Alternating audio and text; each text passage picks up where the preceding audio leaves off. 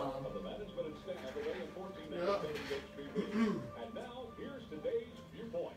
And good morning and welcome into the Thursday morning viewpoint for this Thursday morning, November 29th, 2018. I'm your host, Randy Williams, and our guest this morning, Mr. Mark Peterson. Good morning, Mr. Peterson. How are you, sir? I am terrific. How are you doing this morning? Doing fine. It's always a pleasure to have you on. For those who don't remember, now at one time weren't you a boy of the year from the Wild? What year was that? Oh, that was back when 1940, huh? Yeah, back when I think Noah and guys like that were still around. That's right. I helped build that boat. Yeah, that was a long time ago. Yeah, but you know, those kind of experiences, though, I'm sure probably stuck with you for the rest of your life, huh? Yeah, I mean, it inspired me, and it still inspires me because that was a very different Selma, a very progressive, a growing Selma, an integrated Selma. A diverse Selma. Right. A lot more people here, other nationalities, other than just African Americans. Yeah. That was a real spark in the air during that time period, and I think everyone that grew up in that time period, wishes the entire nation were like that. Right. Because that was a terrific time to grow up in the Black Belt South, and so yeah, it inspired me and inspires me to do some of the things that we're going to talk about today. Mm-hmm. Which, by the way, is what? Why are you here today? The selma-business-pitch-contest, which we started 5 years ago, and it's coming up on December the 8th. And it's an opportunity for entrepreneurs in the Black Belt region to come out, pitch business ideas, businesses, or business concepts for an opportunity to win cash prizes, which the top prize is $1,000. That's pretty good. How has it been going? You know, this is the 5th year, so you've gotten pretty good support and participation. Huh? Pretty good support, great participation. In past years, we've had students from Alabama, Auburn, Tuskegee, Alabama State, University of West Alabama, UAB come and participate. And we are getting the same support again for this pitch contest, coming to our town to talk about great business concepts and ideas. Our keynote speaker is going to be Mr. Sam Ortega from NASA, who's going to come in and talk to us about robotics and aviation. His division within NASA, he's the deputy director of his division. They are into robotics, and I ran into them out in San Francisco at a conference, and they are launching a real exciting program where they are giving away patents to entrepreneurs who want to launch aviation type businesses, and they want to support those concepts getting off the ground. So he's going to come in and talk about all of those kind of exciting possibilities. And it's my contention that it's those types of possibilities, aviation, robotics, artificial intelligence, that are going to be the keys to sparking growth in the Black Belt South. So that's the future. That's the future. Right. And so now this contest, is it focused mainly at minority-owned, minority entrepreneurs, or any entrepreneur? Any entrepreneur out there that has a business idea or business concept, we want to get you the opportunity, the stage to present that in front of our panel of judges, of which you will be one of those. You are an entrepreneur extraordinaire, to give them feedback, because the goal is to be that Johnny Appleseed, get these individuals to plant those seeds. Right. Because, companies like Google can emerge from the Black Belt South. Started somewhere. Right. Microsoft started in his basement. That's right. Google in a dorm, college dorm, Hewlett Packard in a garage. So all of these concepts started out as an apple seed and grew into a great orchard. And there's no reason why we can't stimulate that kind of thinking and those types of businesses here in the Black Belt South. And I think you hit the key word is that kind of thinking. My thing is attitude determines our altitude, and we've got so many assets in the Black Belt. We've got everything we need. Yes. We've got an industrial authority. We have an airport. Yes. An airstrip. Yeah, absolutely. We got the Alabama River. Yes. Which we need to dredge, by the way. You know, but if we ever dredge it, I mean, my goodness, that takes us right down to Mobile. Right. You know, which is what connects us with the rest of the world. Sure. Absolutely. You know? And so we've got a 4-lane highway. Right. We've got all kinds of railroad tracks coming through this area. Absolutely. So what more, you know, do we need? And we got the internet. And Montgomery's right down the road. Right. You know, they've become a hub. You Right. know, an internet hub. Absolutely. You know, and so there's no reason why we can't succeed. Who are some of the other, over the last 5 years, who are some of the people who have won? Well, we've had a great group of individuals who have won the contest. The prior winners were a Concordia student, I think his name was Trey Lan. He came up with a great concept targeted at Vietnamese nail shops. He wanted to build a software to help them better manage the transactions, pay the independent contractors who work in the nail shops, and provide record keeping for the owners. He correctly identified that 80% of the market is made up of mom and pop shops who can barely manage, managing paper. Issues, right. They're all on kind of the paper ledgers, right. And it's very inconvenient and inefficient. And that's a $14 billion market. So he won the contest in Tuskegee, right. and then also got a grant to go back to Vietnam and meet with President Obama at the Vietnamese Entrepreneurial Summit. Wow. So it was an incredible ride for him after winning the contest here. And he's getting his MBA right now, and he's continuing to work on that software. Still working on that software? Right. We had a young man who was a Selma High student who I ran into out in San Francisco at the TechCrunch conference. He won. He was a 12th grader at the time of Selma High, and he pitched a terrific concept. It was a kind of a PayPal on the internet, kind of a social media payment platform.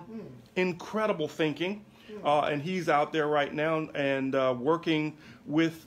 He's in school, getting ready to graduate next year, and looking at Facebook and Google and all these other companies to work with. So he is another shining star that we've had as a winner. So we've had some terrific ideas, right. And he beat all the college students. We had when he was in high school. When he was in high school. At Selma High. At Selma High, he beat, engineers from Tuskegee, came in third place with a biogas concept where they had built a unit that they were selling to local farmers where they could burn leaves and sticks and generate electricity to reduce their electrical bill. Wow. Fascinating concept. Wow. They came in third behind this young man from Selma High. So we opened the door to everyone because genius, it can't be contained in one spot. Right. You can find it everywhere. You never know. So we want to tap into that and hopefully stimulate individuals to build these ideas, even if they have to go away for a while, but then come back and use Selma as their home. Right. That's the whole idea is to try and jumpstart Selma in the Black Belt. Absolutely. Yeah. Because you're right. We have all the raw ingredients to be a juggernaut. Just here in Selma, all the raw ingredients. It's just a matter of stimulating the right type of growth. So, what is your take on how do we get people to get into the entrepreneurial mode of thinking? Now I know there's probably never ever really going to be more than 10% of your population that will ever really get into thinking on that level, and that's not coming down on the 90%. It just means, to me, it says that a lot of people would rather just have a job and collect a paycheck and go home and be done with it. But an entrepreneur is 24/7. You never stop working. Right. If you're self-employed, if you have your own business, that's all the time. Until you get to a certain level. Right. And I don't know if you ever stop paying your dues. No, you never stop paying your dues as an entrepreneur. No, that's a great question, and I've been fortunate to be on both sides of the equation, working for large corporations where I've had to manage people and the people that I manage, I encourage them to think entrepreneurially because I want employees who are always looking for opportunities. And I've had the opportunity of being an entrepreneur. And my best answer to that is that you have to train your mind to always be looking for problems that need to be solved. And when you train your mind to see that, then you can quickly step back and determine if you can monetize the solution, right? And I've always said the Black Belt South has always been littered with entrepreneurs. We just didn't always take the time to monetize the opportunity. For example, I gave a speech out in San Francisco where I said, Dr. King should be given credit for Uber and Airbnb. What do you think the bus boycott was? That's right. Right? It was a year-long Uber test without the technology. They never monetized it, but they moved people from point A to point B every day for a year in order to bring the bus. That anniversary, by the way, is this weekend. Right, right. You know, and it was the only successful boycott. Right, There right. hasn't been one At that level. At that level since then. Exactly. So they had to manage church vehicles, cars, anything they could get to move everybody from their home to their jobs and back every day for 365 days. They were committed. Yes. And determined. Right. You know, not to be defeated. That's right. You know, and so yeah. But that's just like a pilot for Uber, right? They didn't have the software that we have today to manage that, but they had the intellectual thinking behind it that could have been monetized, and they could have kept that going and turned that into a business. Airbnb, he didn't have social media, but he had a social network in Jack and Jill to find a place to stay wherever he went. Right. And he stayed in people's homes, in spare bedrooms and living rooms. So You know, we've always had that entrepreneurial spirit. I was just this past weekend, I was watching African Americans, Many Rivers to Cross. Mm-hmm. And one of the episodes talks about the Green Book, Okay. you know, where while when segregation was legal, it was dangerous. Mm-hmm. And I know because I used to be on the road with my parents and Mhm. grandparents as we traveled from Pennsylvania to Alabama and back. Mm-hmm. And so I didn't realize it at the time because they never really broke it down to us. But now as I look back on it, I can see that they had to know where you could stop Right. to get gas, Yeah. where could you stop to eat Right. safely Right. without running into the Klan or some segregational nut. Mm-hmm. You know what I mean? How do you avoid all of that? With a place to sleep? Yes. You know, were there black motels, or Mhm. they had to use that network you're talking about? Mhm. You know, and there were certain homes that would open up their homes and rent a room. Mm-hmm. You know, so all of that had to be done. You Mhm. know, and so when you said that, that reminded me of what the program was talking about. Right. Of what was happening throughout the nation, That's right. not just the South. That's right. That's right. Because That's it was right. just as segregated in New York City as it Absolutely. was in Alabama. That's right. You know. My mind, when you talk about entrepreneurial thinking, when I hear Green Book, I hear African American Yelp. See how you flip that around? Right. Right. So they had a list of businesses that would serve them, Certainly. and they knew the good ones and from the bad ones. That's right. And so the problem created an opportunity that was met with the Green Book, but then we didn't take the next step and monetize that thinking. And that's the problem is we haven't taken it to the next level. That's right. And so my thing is, what complicates it also is this present environment that we're in with all of this violence. Violence and crime and drugs. How do we get this, how do we uproot this from our culture? How are we going to get this up out of our neighborhoods? And are we getting more help from somewhere that we haven't identified that is pushing this in, or that has pushed it in? Is it too late for us to turn this around? What do you think? No, it's never too late. I'm a strong believer that God is on the side of the people who want to win. So it's never too late. But we also have to realize that criminals are capitalists too. And they will look at a population that may not have all the safeguards and see that as fertile soil for selling illegal substances. Right. We saw 15, 20 years ago big crime move out of cities into rural areas because the rural police didn't have the sophistication of urban police. And so these guys don't sit back and think, how do I make it hard? They look at saying, how do I make money easy? That's right. So we have to make it more difficult for them to make money. And then we have to create more opportunities for young people to not just make money, but to think bigger about their lives. When people have the belief that they can go on to become a Bill Gates, a Steve Jobs, they may not all make it, but the hope and dream of having that belief keeps them from going down paths that destroy their lives. And I think that's a big part of what has been sucked out of many black belt communities is that hope. Yeah, and the talent is left. A lot of the talent is left as well.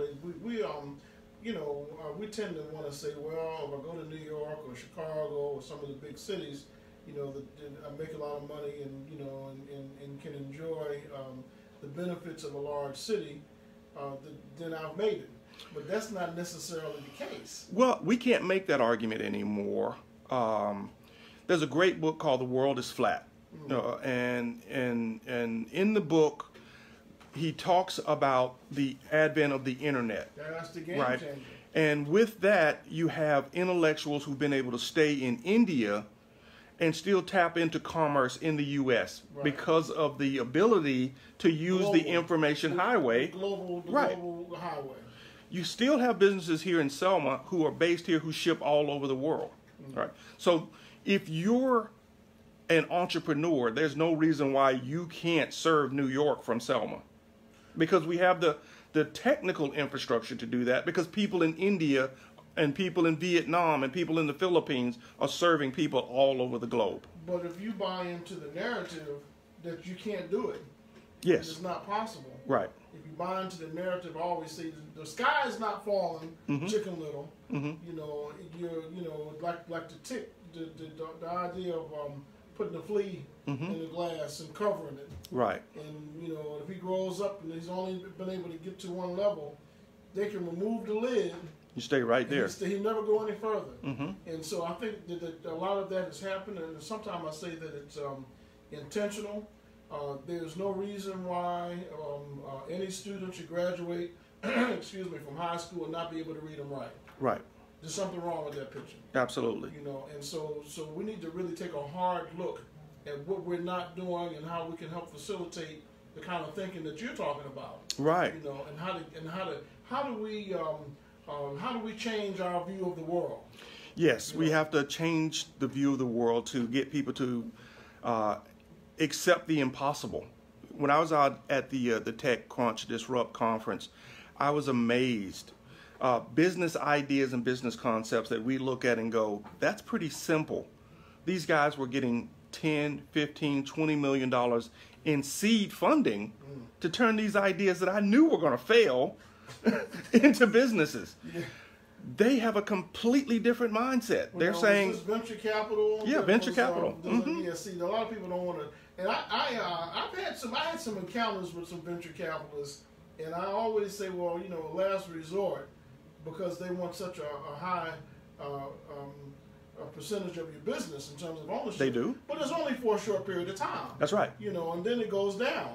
They have an entry and exit point plan for them to make money. Right. And I think as long as you understand that dance, the goal for venture capitalists is basically what the name says. They make money. They got capital in their name for a reason. We'll take the risk. Right. But as a result of us taking the risk, we're going to get the lion's share of the profit. That's right. That's right. And I understand that. I don't know if I told you this or not, but I met this guy several years ago in Atlanta, black fellow, that was over a $70 billion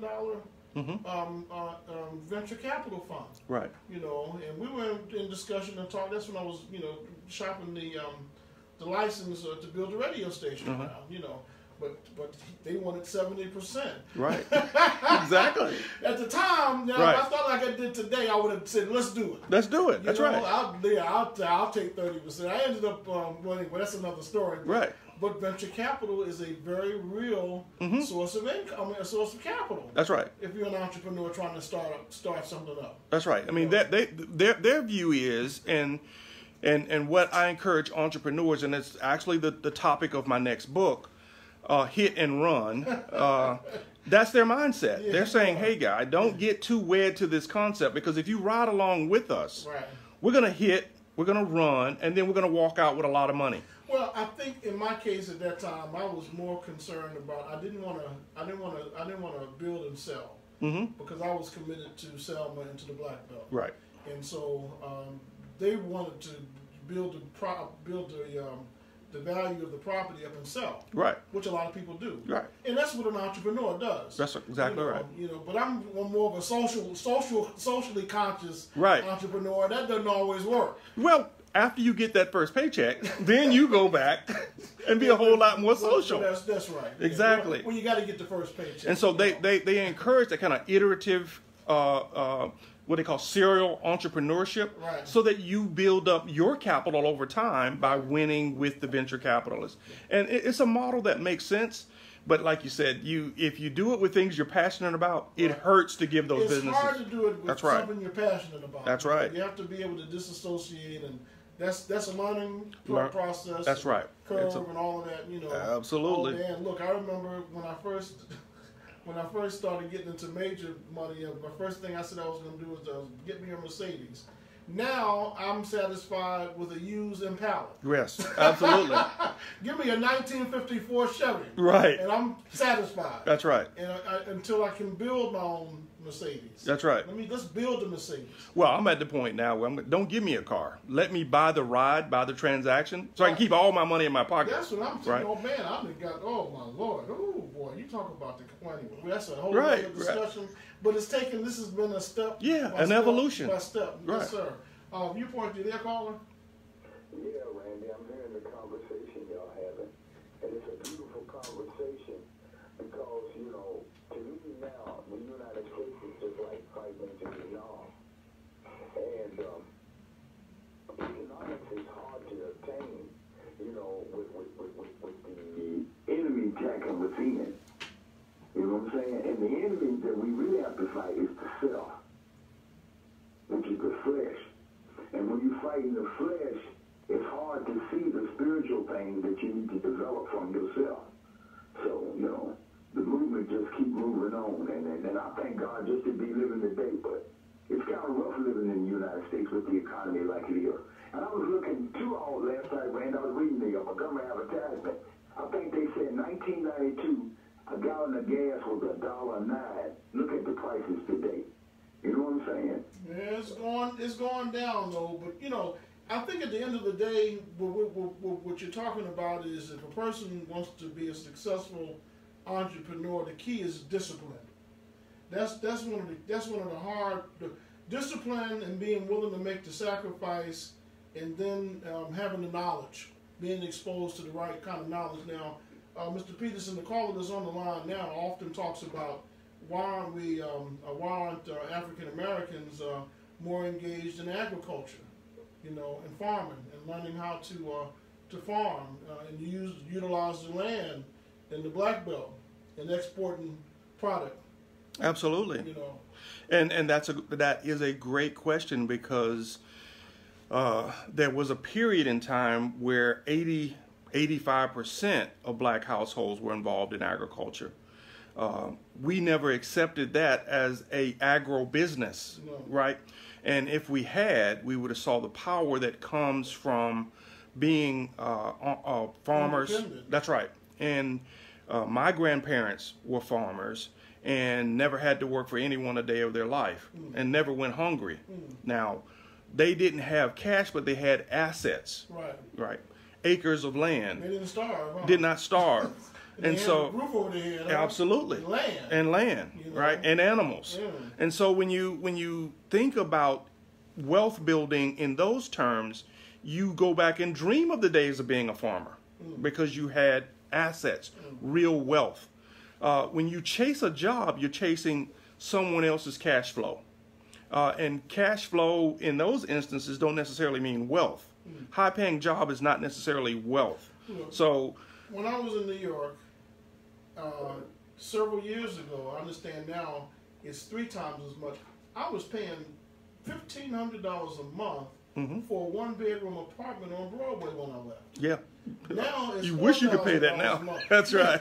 But the point is, I was making enough money, I could do it. You know? And even then, people, I never understand how in the world were they making a minimum wage in surviving anywhere in New York. How in the world were they making it in Harlem? Rent then was like you couldn't get a one-bedroom apartment in Harlem for under $600 a month. You know, and so so my point is, if you're making a lot of money in those large cities, you also have to spend a lot.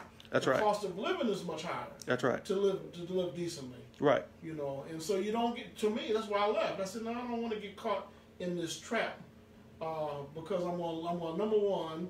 My hair's going to get gray a little sooner. That's true. That's right. I'm going to be caught up in this rat race. And the stress doesn't kill me. That's right. You know, the rats will. The rats will. So I decided to change the game. Right, and right. I'm glad I did. Well, I think the caller is absolutely right. That discipline is the key, even in those circumstances. A great book, Millionaire Next Door, talks about the struggles that people who have high salaries have in creating real wealth.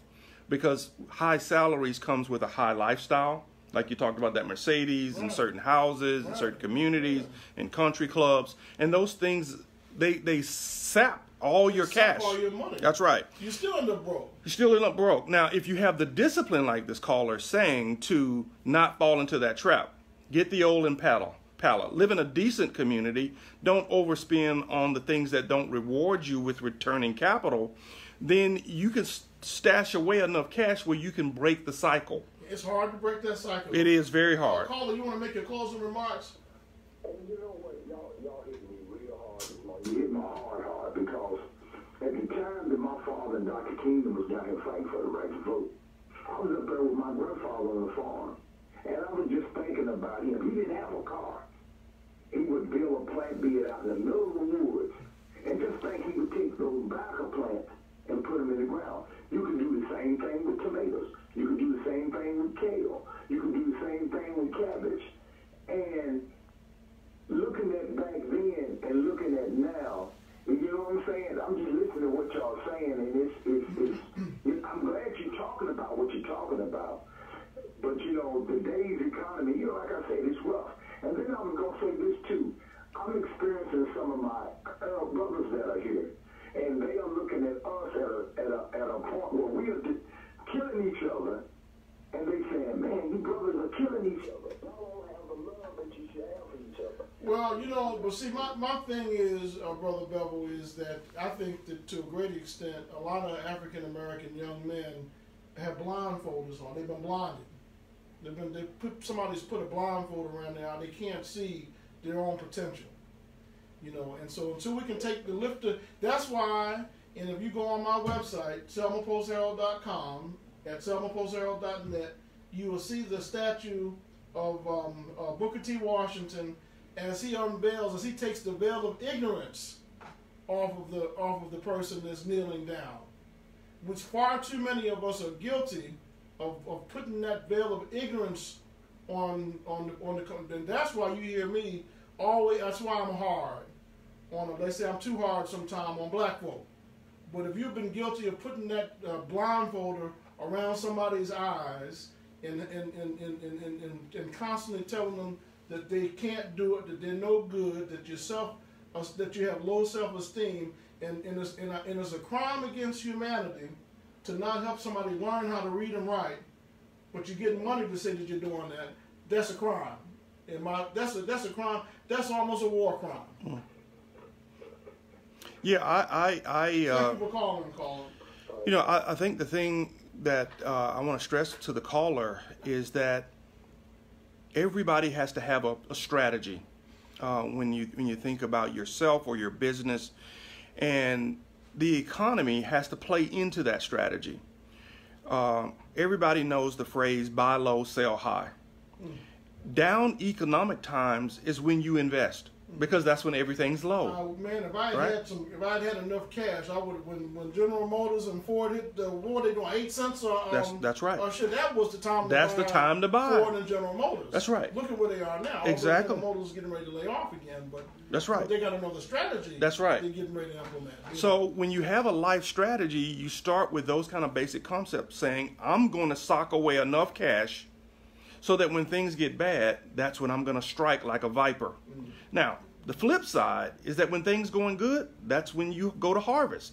You sell off the things that people want the most to start building more capital, because inevitably the downtime is going to come again, and you want to be able to go in and pick up even better assets. And so what we lack and what's not taught to us in school is the basic concepts of how to build a personal wealth building strategy. So part of the conference is that we're going to talk about that too.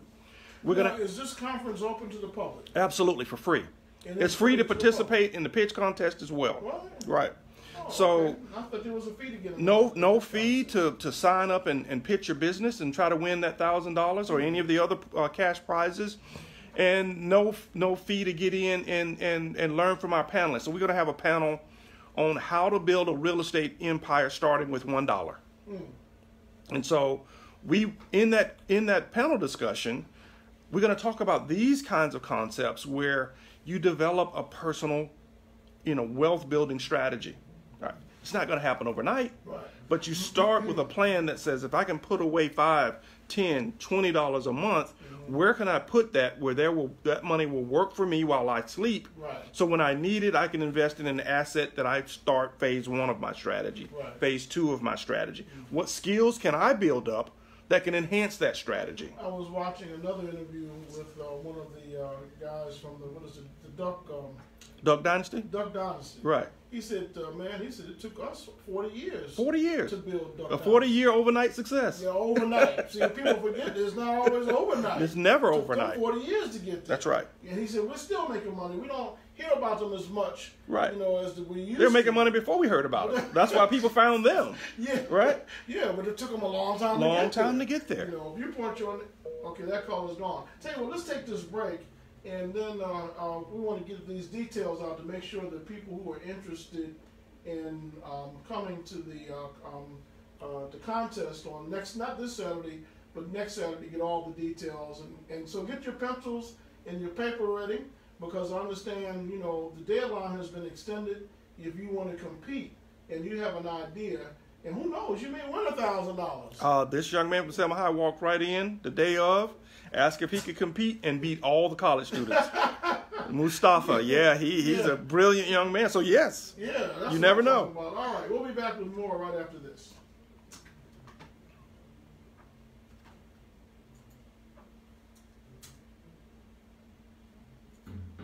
You don't save more money on your food bill when you shop those big box stores. You actually I'll be save right more back. I'm money. riding my bike today. I'm going to start riding my bike. I almost wrote mine over here. Oh, did you? Yeah. Look, man, I tell you, my body's been crying out for exercise. There you I go. said, I'm doing it. I'm Gonna do get it back now? to it. Yes, There sir. you go. Glad to see you. There's no frustrating, slow-moving cashier line, and they truly appreciate your business. Find out why more people are shopping at Dave's Market every week. Dave's Market, Valley Grande, and Thomaston.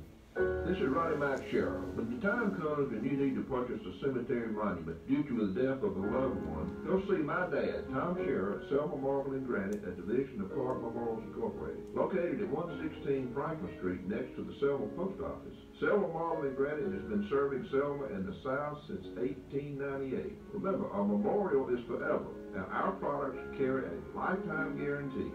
See Tom Sheriff at Selma Marble and Granite, 116 Franklin Street.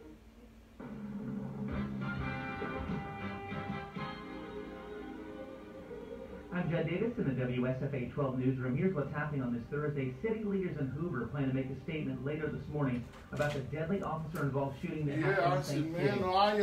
Shots were fired. I hadn't written in a while. The first day is always the The worst. first, right, the knees. I said, is it the bike or is it me? Yeah, I think it's the bike. It's the bike. That's what I say. It's always the bike. But I feel 100 times better already. That's right. That's right. Yeah, I came down and ran in the 5K Oh, did you? that the Selma City schools had to launch Oh, yeah. the new year. Yeah. And Now, what's her name? Dr. Williams. She's an avid runner. That's right. Yeah. So she stays in shape. Yeah, I'm gonna say thank you to her for letting us be at the Selma. But I thought I came in third. So but she blew me out. I was on her tail for 3/4 of the race, and then she kicked it in that second gear. I was like, oh goodness. 1490, which I didn't realize that you had run in the 5K race at Selma High, and I know Dr. Avis Williams, the superintendent, is an avid runner. Yes. You know, more than avid, I'll tell you that. I came down here with my little sassy self, said, "Yeah, I'm gonna run in this 5K to kick off the school new year." Yeah. Did my stretches, did a little hot yoga, got warmed up. Ready, huh? Yo, she blew the tires off me, man.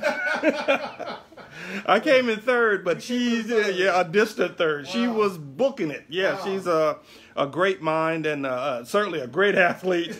I absolutely want to thank her for giving us the opportunity to host the event. Her and Mr. Pritchett over at Selma High, the opportunity to have the Selma Pitch Contest at Selma High. Our goal is to try to get as many students involved. As I mentioned, Mustafa from Selma High won a couple of years ago.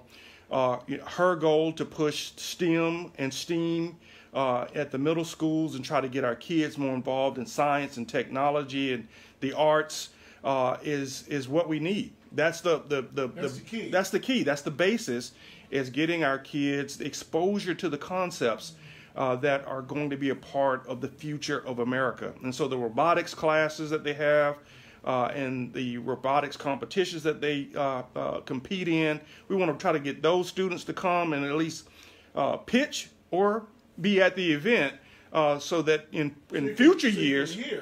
Right. Listen and That's see right. what people were trying to do. Huh? Exactly. Well, what time does the contest start? Starts at 8:30. We're going to kick off with the keynote speech first from Mr. Ortega from NASA.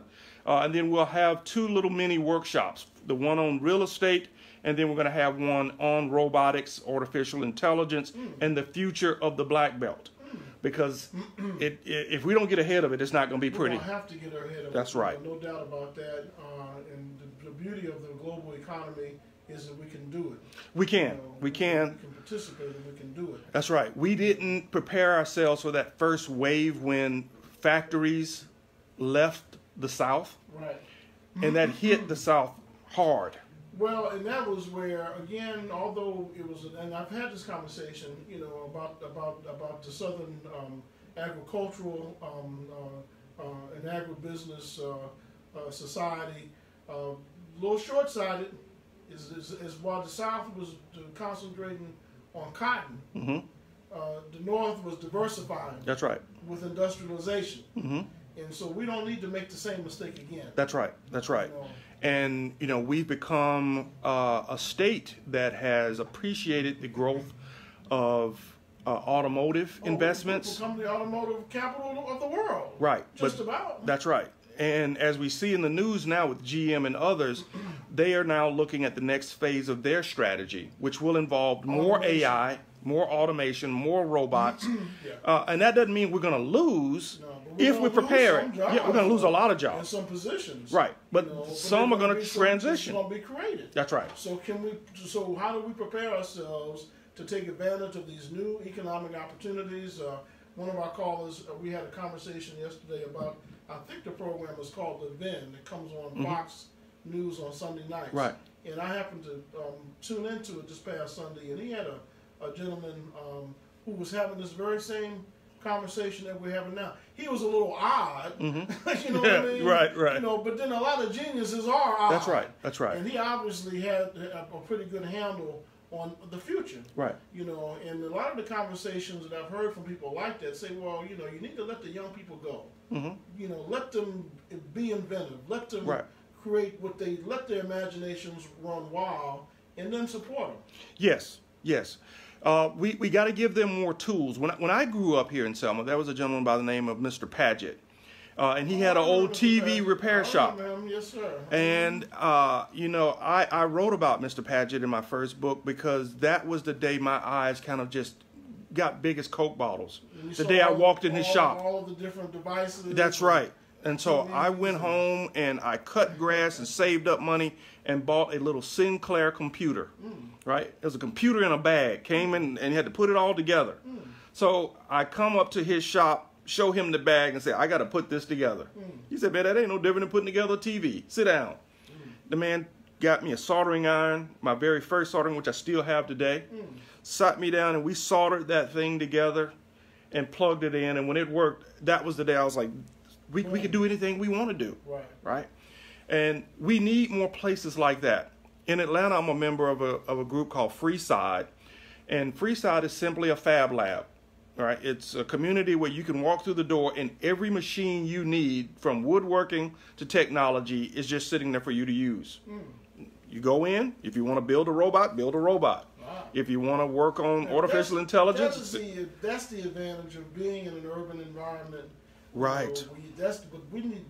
We need one here. Got to do that. So the kids can walk in if they have an idea. Right. You can walk in with that idea. So after I finished working with Mr. Paget, everything I saw I wanted to take apart. Right. I used to dumpster dive behind the old Radio Shack when it was at. Well, see, Mr. Paget had a heart for young people. Yes. And for encouraging entrepreneurship. That's right. And encouraging intelligence. That's right. And encouraging learning. Right. A lot of us now, when we get there, we've succeeded. We have arrived. Right. And we don't want to support. In fact, it's like I'm watching what's happening, unfortunately, in the Democratic Party on a national level. What they basically have said is that if you're young, you don't even think about becoming a part of leadership. Well, I think we see that everywhere, right? Yeah, we don't see enough investment in the future, right? To make us, be true to a strategy. And I'm always about a strategy because the strategy has enough flexibility in it to make sure you always hit the mark, hit the goals.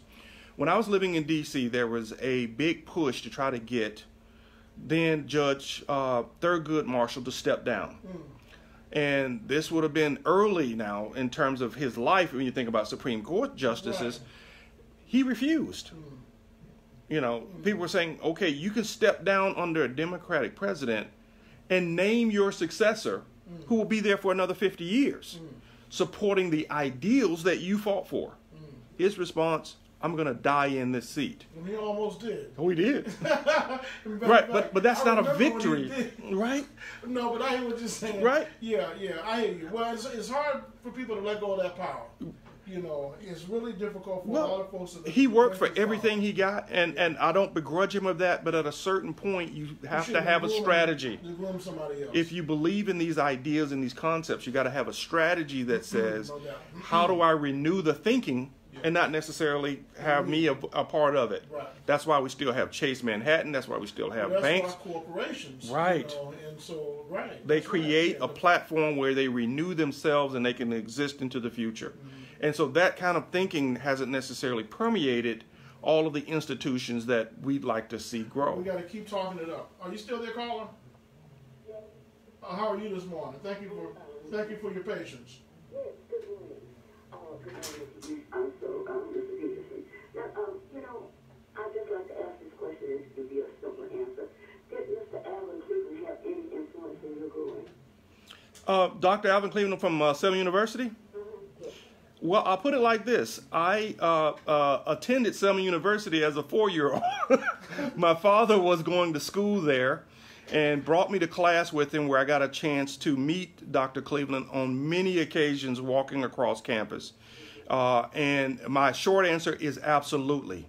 Everything you see on that street near Selma University has history that a lot of people don't know, including people like George Washington Carver and Booker T. Washington giving commencement addresses at Selma University, recordings of which are at Tuskegee right now. That one of the early CFOs or controllers for Selma University was the founder of the Alabama Penny Saver Bank. And I think one of our previous callers can give you a whole history. About Benjamin Turner or R.B. Hudson. So, no, I forget his name, but it'll come to me in a second. But he was the president and founder. So, right. Selma University to me has always had a special place in my heart because you've had people who have been forward thinkers. And I think back during the time and prior to Dr. King, Selma University was looked at as one of the pillars of the community and one of the institutions they expected to be the giants of the future. We gotta get back and support that institution because of people like Dr. Cleveland. Okay, good. So, 334. Okay, thank you.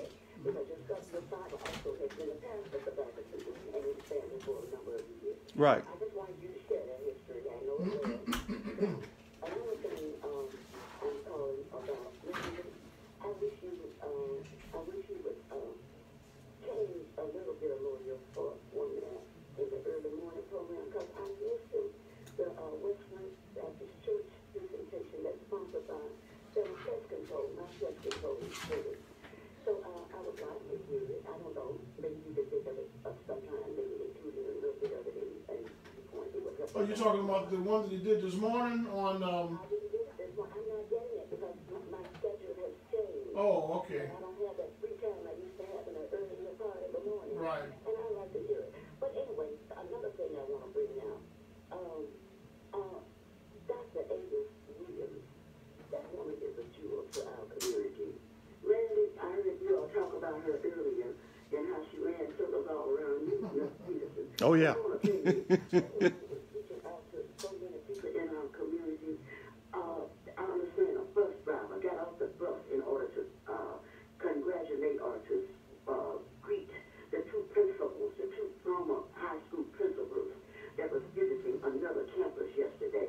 People are excited to see people not discarding the old people, but bringing them in order to make our community better. And I wanted to share that. Hey, Peterson, by the way, I was a classmate of your father, and also that so that's the reason I know all of that history. And I also know that I have had an opportunity to bring back the things that I learned while living away back to Selma. Randy, you know, I shared the problem, the situation with me yesterday when I, on Facebook, was greeting a person. She didn't really know me by my name, but she knew me when I mentioned that I was a plain older sister, although she had older sisters, and she wanted to find out more, so I did give her a call. And right after I got a call, gave her a call, you know, there was no question at all. She just didn't know my name was Francis Cole. Take care. All right, thank you for calling. 875-1490 is the number to call if you have comments or questions. Let's take a quick break, and we'll be back with more right after this. Take care of what you have planned. Yeah, man. You know, I didn't know all that was down in Tuskegee. Oh, yeah, yeah. I'm told that is this new president trying to take everything and put it online where people can, because I'd like to be able to hear some of that kind of stuff. Yeah, the museum that's connected to the hotel complex, the Kellogg hotel complex there on campus. You walk right in, go to your left, and you run right into a display that has the recording of him giving the commencement address here in Selma. It's been a while since I've been there, but because I know exactly where it is, because that's right across the street from the statue, isn't it? Yeah. Yeah. Yep. So Selma University has so much, but no one's out there putting up the placards or trying to recapture, and that would bring so much tourism traffic because people are hungry for that kind of information to know that the footprints of John. Those guys, though, when I talk to people, historians about that, Booker T. Washington, those guys, they were looking up to Selma University. Well, they were like, those guys are getting it right. What people don't know is that Selma at one point was the mecca That's right. for black intellectual activity. Of all types, medicine, education. And that's why I say that a lot of what we're witnessing now, I think, is intentional in terms of intentional retardation. Sure. To retard that process, but you can't snuff out the genius. No, you can't snuff out genius. Talks about the guy, Mustafa. That's right. That's a perfect example. That's right. And because constantly, we constant examples of these young people that are overachievers. That's right. I mean, that you can't explain. Right. It's in the genes. That's right. It's here. Absolutely. Yeah. Well, that's the piece I'm working on, Mark. I need to go ahead and finish it. 1490 WHBB. We were having an interesting off-the-air conversation about the genius that exists in Selma. Absolutely. And we've got plenty of young geniuses walking around, and that's why I'm passionate about, if I ever recognize or if I get a hint that people are discouraging this young genius. You know, and again, a lot of times people make it, they get in position, and they try and, it appears, snuff out that talent is trying to come up. You know, they want to stop them from growing. No, encourage young people. That's right. Support them. Absolutely. You know, help them make it happen. Absolutely. Like what you're doing with this pitch contest. You know, and so again, let the people know when and what and how much it's going to cost or not cost and the details. It's going to be on December the 8th, Selma High School auditorium from 8:30 to 5:30 p.m. If you want to learn more about the contest, you can go to facebook.com/selma-business-pitch. Click on the events and you'll see the Selma Business Pitch. You can register through links on that invite. You can still pitch and participate if you'd like. You don't have to have a functioning business. You can have ideas or concepts. And participation is free. Attendance is free. And we have great speakers, like I mentioned, Sam Ortega from NASA will be the keynote speaker. Great mini workshops on how to build a real estate empire, talking about robotics and aviation. So we're going to have a lot of great information before we actually kick off the pitch contest. And we want people to come out and enjoy and learn and be inspired by the genius that we have here in the area. It's wonderful. You know, I was you know, on a sort of a negative note, I was watching NASA as they celebrated the landing of the latest spacecraft on Mars. Yeah. But I didn't see any African Americans in the room. Right. You know, this should have been at least one. Sure. You know what I mean? And now the question is that because we are not participating? No, it's not that. As I mentioned when we talked about Selma University, Tuskegee right down the road graduates more engineers of all types of color than any other institution in the world. So we have secrets that we need to stop having them be secrets and get that information out there, because there are brilliant minds who are going off into these fields and have the capabilities. We got to get that thinking and tied to entrepreneurship if we're ever going to attract some of that kind of industry here, right? And so, and to me, like I said, genius is everywhere. We got young people here, young Bob Armstrong and his Selma Good cookies. Another example. And the coffee, you know, we're making coffee here also. Absolutely. You know? And so we you got the genius all over the place. I mean, but it doesn't necessarily have to be high tech. Look at how long Laney's has been around. That's genius right there, right? My goodness, and with the right spark and support, there's no reason why that good food couldn't be in every city on the planet. And we're talking Laney's 2 and Laney's 1. I mean, right, but there could be Laney's 50, Laney's 55. You see what I'm saying? Franchise it. Exactly. Right. So there's genius here. Yeah. But, you know, again, when you start talking about it takes capital to be able to make those kind of things happen. And what a lot of people don't understand is that many times when you go into a venture, you have to have enough capital to lose money for a while before you start making it. Amazon just started making a profit in the last 2 to 3 years, and they've been around for a long time. Just started making a profit. So you're right. To hit, see? But you got to be prepared. Or either if you don't have money, then you got to make the sacrifice until you start making money. Well, I'll leave you with this one story. When I lived in D.C., we had the Million Man March. I went on a mission to try to convince people at the Million Man March to take 1 hour to let the men that were in attendance listen to entrepreneurs speak, and then vote for that entrepreneur by holding up $1. A million men with $1 means $1 million investment in that business. Who can't afford to lose $1? Right. That's right. So the sacrifice the call talked about earlier is about us having the ability to organize and donate $1 towards making real things happen. That's where we fall short. We don't have that organization. We don't have that forethought to say, I can't lose $1 million, but I can lose $1. And if I can convince 1 million other people to do that, then we can get some of these ideas off the ground. Peterson, maybe it's time for you and I to collaborate. Absolutely. It's time for us to collaborate. Look, thank you for listening. We'll see you tomorrow morning, the good Lord willing. Stay tuned for Fox News up next on WHBB Selma. It is 9 o'clock.